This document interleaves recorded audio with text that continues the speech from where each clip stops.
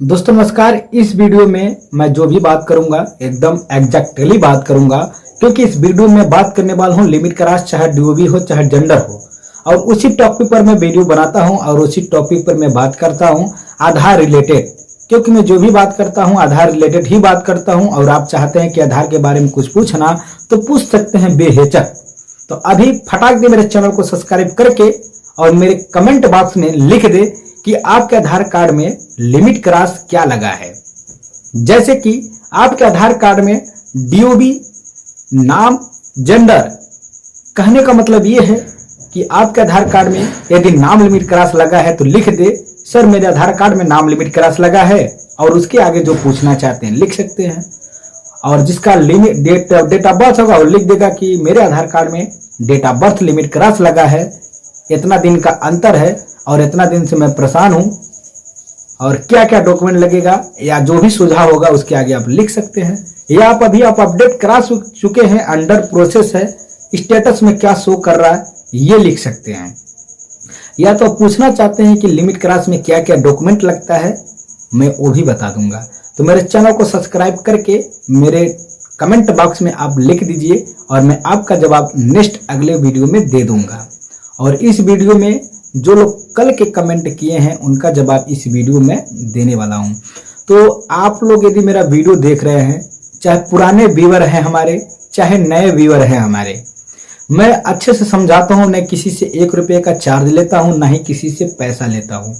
मैं आप लोगों को जो भी बताना होता है मैं बताता हूं, और जो भी समझाना होता है मैं आप लोगों को समझा देता हूं। मैं केवल कमेंट के माध्यम से किसी को 1 रुपया मैं नहीं लेता हूं। यदि कोई मेरे कमेंट बॉक्स में कमेंट करके आपसे पेमेंट मांग रहा है तो ये आपकी जिम्मेदारी है, आप किसी को पेमेंट ना दे, क्योंकि मेरे थ्रू कोई पेमेंट नहीं लिया जाता है। मैं केवल एक फ्री वाला प्रोसेस बताता हूं और उस प्रोसेस से मैं आप लोगों को समझाता हूं। और ये भी मैं बोलता हूं, आप लोगों को न समझ आए तो आप 1947 पे चाहे रीजनल ऑफिस जा करके विजिट करके बात कर सकते हैं, जो आधार कार्ड में ऑफिस में जो काम करते हैं, आप उन लोगों से भी जाकर के पूछ सकते हैं, ठीक है, कि क्या ये सही है कि गलत है। उसके बाद ही आप लोग अपडेट कराएं, लेकिन आप लोग कहीं किसी को पेमेंट ना दें, नहीं तो ये आपकी जिम्मेदारी है, पेमेंट दे करके फंस जाएंगे। क्योंकि बहुत लोग ऐसे हैं कमेंट आ रहा है, कमेंट के माध्यम से नंबर वगैरह कांटेक्ट दे देते हैं और दे लेकर के फंस जाते हैं। फिर कमेंट बॉक्स में आता है कि पेमेंट मेरा कोई ले लिया। तो ऐसा कुछ भी नहीं है, किसी को 1 रुपया देने की जरूरत नहीं है, ना ही किसी को पेमेंट लगता है। लिमिट क्रॉस अपडेट कराने के लिए कोई चार्ज नहीं लगता है। ये बात अपने माइंड में जरूर बैठा ले कि पेमेंट किसी को नहीं देना है।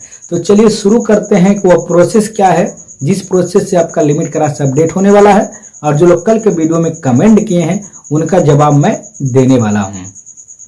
तो चलिए मैं पहले शुरू करता हूं कि जो लोग कल के कमेंट किए हैं उनका जवाब क्या है और लिमिट क्रॉस प्रोसेस अपडेट कराने के लिए उनका कैसे होता है। तो चलिए मैं पहला ऑप्शन ये बताता हूं कि एक लिमिट क्रॉस अपडेट कराने के लिए क्या डॉक्यूमेंट लगता है। उदाहरण के तौर पे मेरा एक स्टूडेंट हाल ही में एक डीओबी अपडेट कल के डेट में करा लिया है, जो कि सक्सेसफुली जनरेट हो गया है। ठीक, उनका जो डीओबी लिमिट क्रॉस था मात्र 11 दिन का अंतर था। लिमिट क्रॉस जो डीओबी अपडेट हुआ है, जिसका जो कल के डेट में जिस बंदे का डीओबी अपडेट हुआ है उनका 11 दिन का अंतर था। उनका मैं थोड़ा सा आपको हिस्टोरी बता देता हूं। पिछले 2 साल से उन्होंने डीओबी अपडेट कराने के चक्कर में काफी परेशान और हैरान और थक गए थे, माइंड से थक गए थे। कुछ लोग ऐसे होते शरीर से थक जाते हैं, लेकिन वो बच्चा जो है अपने माइंड से थक गया था और लिमिट क्रॉस का नामा निशान अपने दिमाग से हटाना चाहता था, लेकिन फिर भी गुज रहा था कि इतना दौड़ा लेकिन फिर भी नहीं हो पाया। लेकिन जब वो स्टूडेंट के माध्यम से पता चला कि एक लिमिट क्रॉस जो है सही डॉक्यूमेंट, ओरिजिनल डॉक्यूमेंट यदि आप लगा करके अपडेट कराते हैं तो 100% अपडेट हो जाता है। अब रही बात, ये क्वेश्चन आप लोगों को आ गई होगी कि सही डॉक्यूमेंट होता क्या है, ओरिजिनल क्या डॉक्यूमेंट है कि जिससे 100% अपडेट हो जाए। मैं आप लोगों को बताता हूं, जो डॉक्यूमेंट आपके हाथ में है ना वही ओरिजिनल डॉक्यूमेंट होता है। बशर्ते वह डॉक्यूमेंट में आपको समझना होता है कि कौन सा डॉक्यूमेंट कहां लगाना है। तो जो कल का जो बंदा लिमिट क्रॉस जो अपडेट कराया है पिछले 2 साल से नहीं हो रहा था, लेकिन जब मेरा वीडियो देखा, मेरा वीडियो देख करके उन्होंने प्रोसेस किया, उसी प्रोसेस से उनका जो है डीओबी अपडेट हो गया।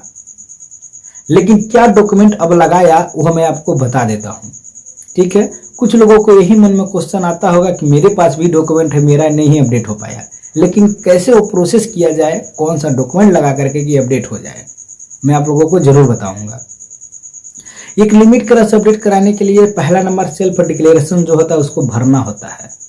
आप सेल्फ डिक्लेरेशन भरें, वो भी सही से भरें।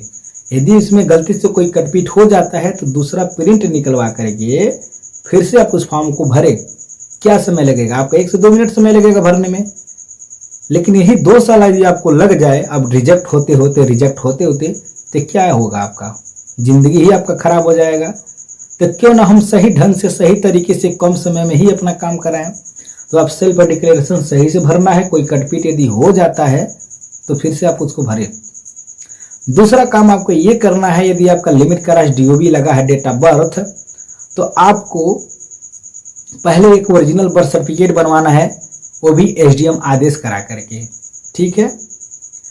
ये प्रक्रिया लगभग 10 से 15 दिन का होता है। आपका जन्म प्रमाण पत्र आपके अधिकारी और आपके ब्लॉक के थ्रू बनाकर दे दिया जाता है और आप जाकर के अपने ब्लॉक के थ्रू बनवा भी सकते हैं।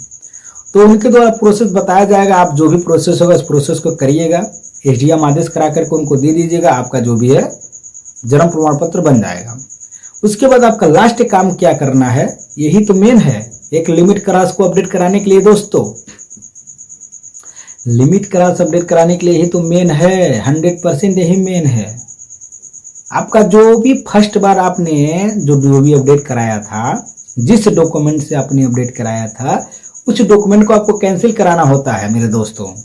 उस डॉक्यूमेंट को आपने को कैंसिल कराना होता है और वह डॉक्यूमेंट अपडेट कराते समय लगता है। समझ आ गया ना? जैसे कि एक बार आधार कार्ड में डीओबी चेंज होता है, एक बार। लिमिट क्रॉस तभी लगता है जब आप एक बार करा लेते हैं। तो जब भी आप एक बार कराए होंगे तो कौन सा डॉक्यूमेंट लगा करके आप अपडेट कराए होंगे? बताइए, कौन सा डॉक्यूमेंट लगा करके आप अपडेट कराए होंगे? इस बात को आपको ध्यान देना है और उसी डॉक्यूमेंट को आपको कैंसिल कराना है। तो जो बंदा कल के डेट में जो अपडेट कराया है, वह बंदा बर्थ सर्टिफिकेट लगा करके अपडेट कराया था। तो उन्होंने जहां से बर्थ सर्टिफिकेट बनवाया था वहीं जाकर के उन्होंने जो है अपने बर्थ सर्टिफिकेट को कैंसिल भी करा लिया। और जब कैंसिल करा लिया तो कैंसिल करा करके जो कैंसिलेशन लेटर मिलता है, जो कैंसिलेशन बर्थ मिलता है, उसको उन्होंने लेकर चला आया कैंसिल करा करके। ठीक है, आपका काम ready. Self declaration, original birth certificate, SDM letter और जो बर्थ सर्टिफिकेट कैंसिलेशन उसका, और आधार कार्ड। मात्र यही तो काम ही करना है, और क्या काम करना बताइए। उसके बाद आपको अगला काम क्या करना है, एक अपॉइंटमेंट डेट लेना है और चुपचाप ओरिजिनल डॉक्यूमेंट पूरा ले करके और आधार कार्ड के साथ अपने रीजनल ऑफिस पहुंच जाना है। वहां पर जाकर के जैसे ही आपका डेट और टाइम बुक रहेगा, उसी टाइम पर आपको अंदर बुला करके वहां के अधिकारी आपका डॉक्यूमेंट वेरिफिकेशन कर लेंगे। करते समय क्या ध्यान दिया जाता है ये मैं आपको जरा सा बता देता हूँ। ये एक बात और ध्यान दें, जो भी लोग कल के कमेंट किए हैं वीडियो पे बने रहिएगा, मैं उनका जवाब जरूर दूंगा। ठीक है, तब तक मैं इसको फाइनल कर देता हूँ। वहां के अधिकारी जो है आपका डॉक्यूमेंट वेरिफिकेशन करेंगे। जो आधार कार्ड पे जो नाम है ना, वही स्पेलिंग आपके बर्थ सर्टिफिकेट को मिलाया जाता है। जो आपके आधार कार्ड में जो आपके पिता का नाम है ना, वही आपके बर्थ सर्टिफिकेट पे मिलाया जाता है। जो एड्रेस आपके आधार कार्ड पे है ना, वही एड्रेस आपके जन्म प्रमाण पत्र से मिलाया जाता है। और क्या दिखा जाता है, जो सेल्फ डिक्लेरेशन पे जो आपने आधार कार्ड नंबर और जो नाम लिखा है ना, वही आपके बर्थ सर्टिफिकेट और आधार से मिलाया जाता है। और जो पुराना डॉक्यूमेंट आपने कैंसिल कराया है उसको भी देखा जाता है, और आधार कार्ड। ये सब देख करके आपका जो है डाटा जो है अपडेट करने का प्रक्रिया स्टार्ट कर दिया जाता है। उसमें यदि कोई फॉल्ट होता है तो आपको अपडेट कराने की रिक्वायरमेंट सलाह दी जाती है कि आप जाइए बर्थ सर्टिफिकेट को सुधार कराइए। ठीक है, और वो भी बर्थ सर्टिफिकेट आपके नज़दीकी ब्लॉक के ही होना चाहिए। अच्छा, शहर के होंगे तो आपके नगर निगम का ही होना चाहिए। अधिक जानकारी के लिए आप 1947 पे बात कर सकते हैं, चाहे रीजनल ऑफिस जाके विजिट कर सकते हैं। क्योंकि जो मैं बता रहा हूँ ये अपने हिसाब से मैं आपको ओडीआई का जो रूल है, जो मुझे पता है वो आपको मैं बता रहा हूँ। और आपको नहीं समझ आता है तो आप अपने आगे के अधिकारी से पूछ सकते हैं, क्योंकि मैं आप लोगों से पैसा तो ले नहीं रहा हूँ। मैं जो बता रहा हूँ उसको आप समझ रहे हैं, और यहाँ से आप लोगों को कुछ समझ आ गया, और जब यहाँ तक आप समझ लेंगे तो आपको भी आगे भी समझ आ जाएगा ऑटोमेटिक कि क्या सही है क्या गलत है। क्योंकि आज के डेट में सब लोग होशियार हैं, क्या सही क्या गलत किसी के कहने पे थोड़ी कोई जाएगा। मैं जो बता रहा हूँ आपको समझ आएगा तो फॉलो करेंगे, नहीं तो आप आगे के अधिकारी से विजिट करके समझ सकते हैं। ठीक है, तो आप यहाँ से रीजनल ऑफिस जा करके आप अपडेट करा लेंगे, और अपडेट कराने के बाद जो स्लिप मिले उस स्लिप को आपको अपने घर पे लेके चले आना है, और लेके आएंगे और उसको अपने घर पे रख देना है। उसके बाद उस स्टेटस को आपको 6वें दिन या 7वें दिन चेक करना है कि आपका लिमिट क्रॉस अपडेट हुआ कि नहीं। 100% है कि आपका लिमिट क्रॉस, यदि आप वहां तक पहुंच चुके हैं, अच्छा खासा डॉक्यूमेंट लगा दिए हैं, और वो भी आप रीजनल ऑफिस जा करके डाटा अपडेट कराए हैं, तो 100% आपका जो है लिमिट क्रॉस अपडेट होना है तो होना है। क्योंकि मुझे पता है एक लिमिट क्रॉस जब भी अपडेट होता है तो एक रिक्वायरमेंट डॉक्यूमेंट के ही हिसाब से होता है।